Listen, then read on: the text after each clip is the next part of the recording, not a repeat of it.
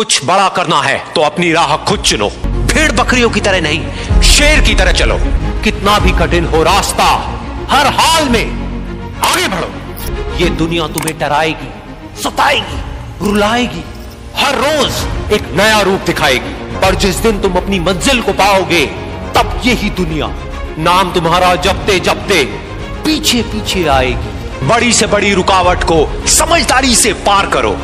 अपने अंदर की कमजोरी पर पूरी ताकत से वार करो। छोटी पड़ जाए हर एक चुनौती, ऐसे खुद को तैयार करो।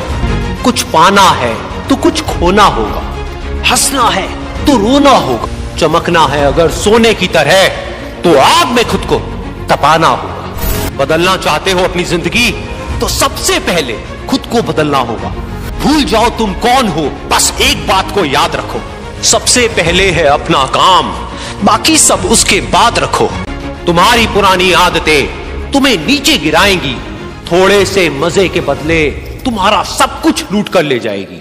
लेकिन तुम इस जाल में मत फंसना, अपना ध्यान सिर्फ और सिर्फ अपने लक्ष्य पर रखना।